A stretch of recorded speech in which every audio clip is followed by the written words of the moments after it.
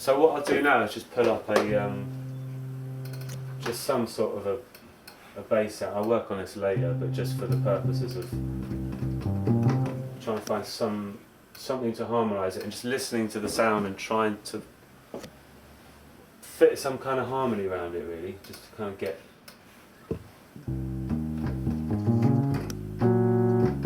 see what works. Just kind of throwing some notes against it and seeing how that pans out.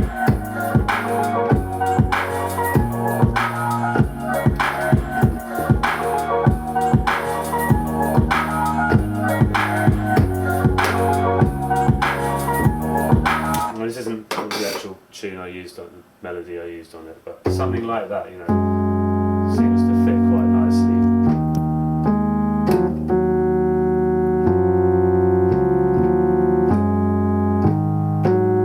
Which seems to kind of work.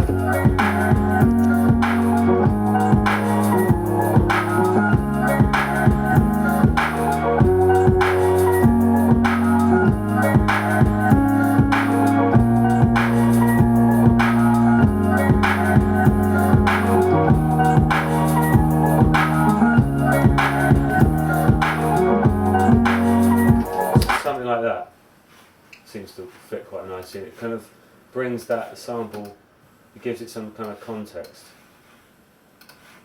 So I'll just record a bit of that in.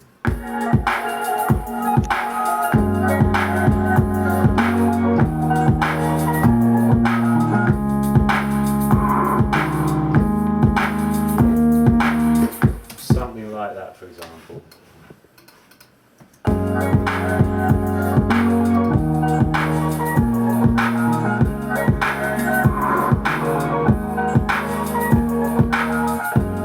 That's kind of the basis of it. You've got the drums, the main sample, and some kind of harmony to work off. So then it's just a case of bringing in, just throwing other sounds against it, trying stuff, sampling things, processing it. Another thing I've done at this point is brought in some extra harmonies on the Philharmonic. This is like a string emulator. So I just loaded up a viola on here.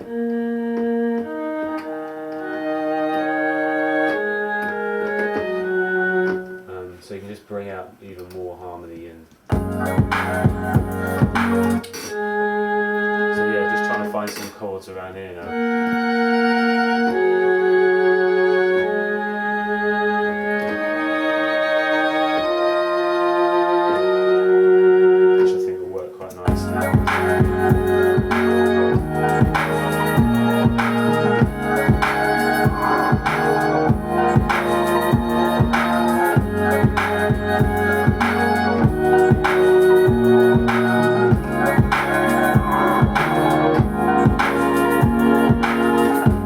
Yeah, that kind of thing.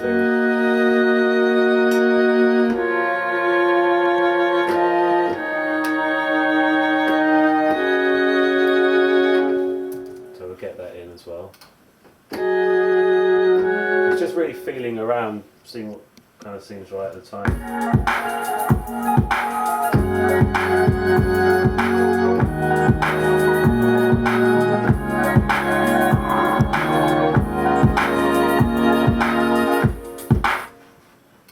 In.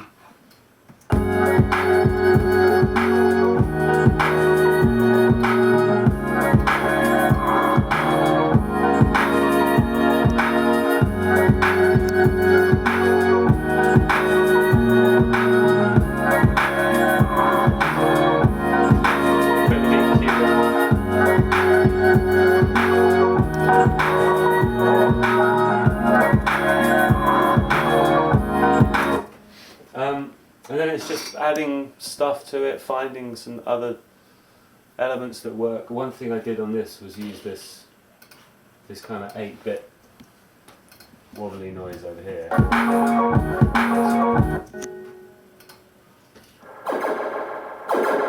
That actually came from an app on the iPhone, that sound. There's this thing called 8-bit tone.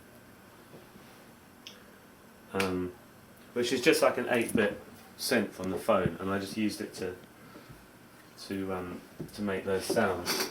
So yeah, that's the kind of, it's not the line I ended up using. What I ended up using was more of a,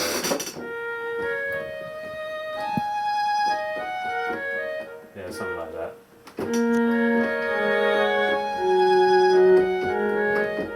Something like that, yeah.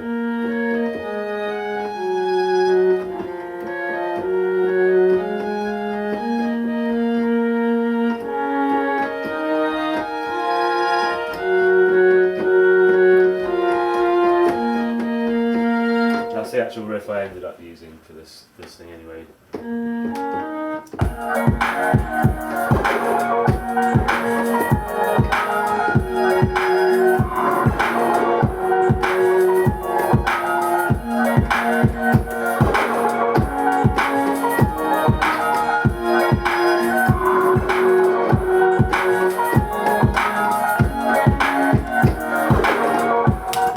That was the string line.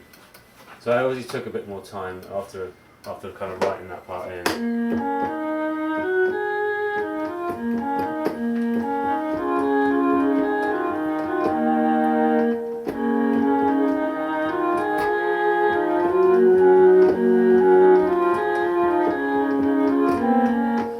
Recorded that in with a real violin.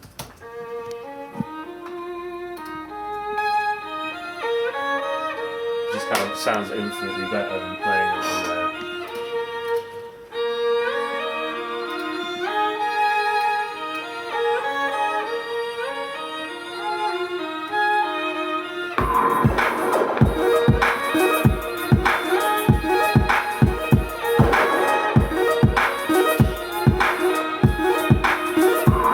This sound again is the little synth on the iPhone. It's like 59p, and it's amazing. I brought it in through the Avalon, put a little bit of reverb, a little bit of delay. Sounds great. A few little percussive noises just to add it. Give it a bit more depth. So also what I did, once I chopped up this main sample here, which is the main sort of atmospheric part of the tune, so then I bounced this down, put it on another put it on another track here. So just, and it's quiet, but then what I did is really, rather than putting loads of effects on the first one, I put loads of effects on, kept that as the main part, and put loads of processing on this second part here. So I put it through a guitar amp simulator, Amplitude, which really drives it and makes it that guy there. Then put it through the same sidechain routing as everything else. Knocks off the low end, and then put a bit of stereo spread on it, and then layered that with the original, so it just gives it a lot more depth, rather than processing this one, just having that one sort of like sprinkled over the top of it, gives it a bit more, I mean, that's it just on its own. With this second layer, you get this, and with the kit side-chaining both of them.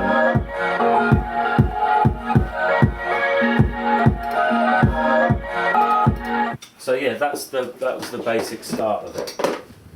So you've got all those elements. The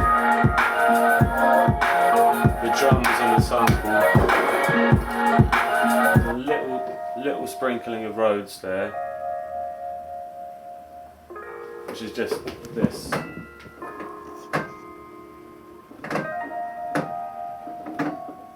Overdriven a little bit, just kind of thrown in over the top to give it a bit of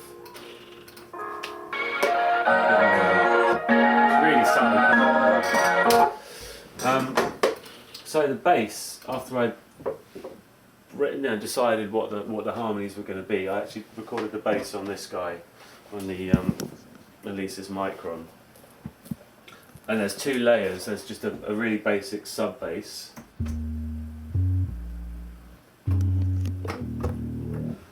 A little bit of a little tweak on the FM at the end there. The other thing was to use a different patch to make the a double to double it up on the top end. So this is more of a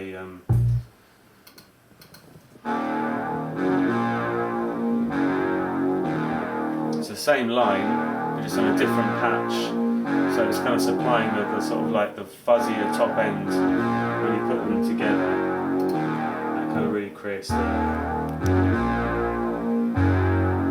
Makes it kind of sound like one big noise, but there's kind of two things happening at once.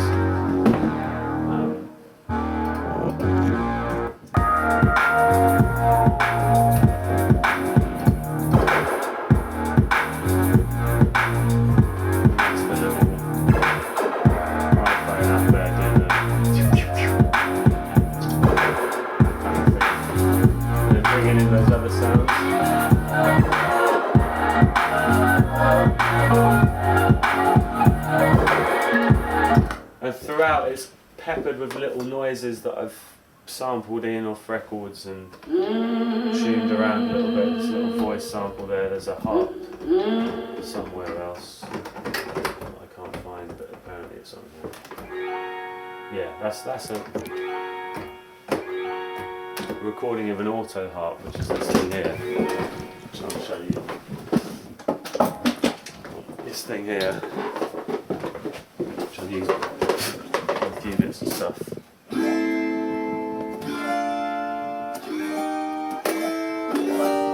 I'll just put that in.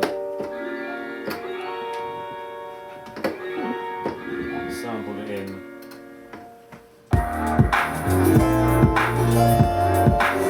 Obviously that's out of tune with the rest of the track because it needs pitching up in the sampler, but that's where that sound came from. So it's just messing around, throwing in little bits of sounds that seem to work. That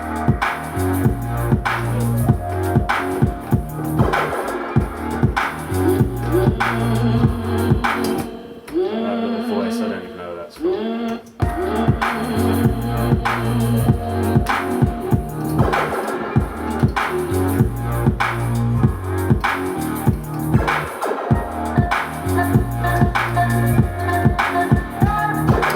Same with that sound, that little voicey. Ooh. Don't know where that came from. Yeah, same with this stuff. It's just like looping up little bits of harps. Just chucking it in manually, you know, just like over the top wherever it fills.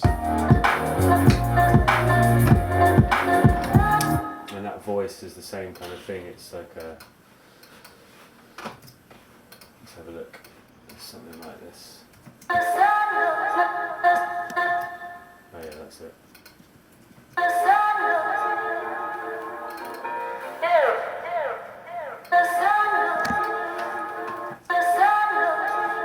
And that is just hit and stop on the turntable to get that.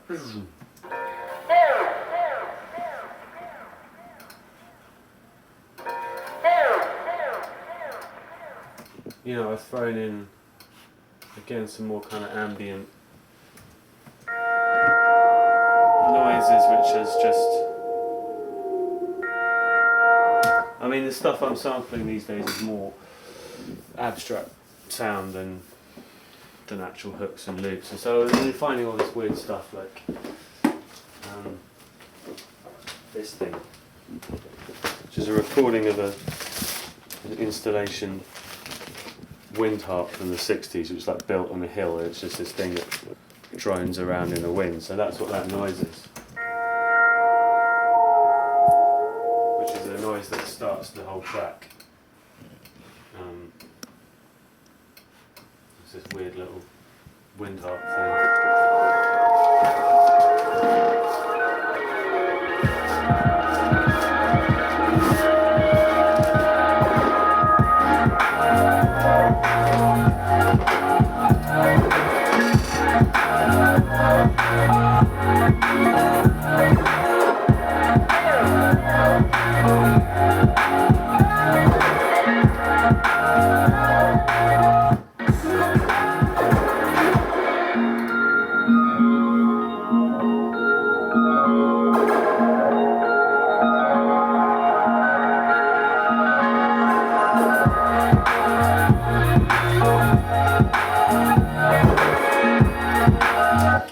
this little thing is just a sort of automated filter, just introducing this sound, and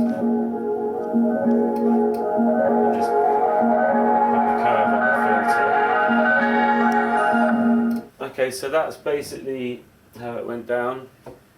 I mean, there's other stuff in there, which little. Well, there's not really, and that's basically it. It's just feeling your way around it and throwing stuff into.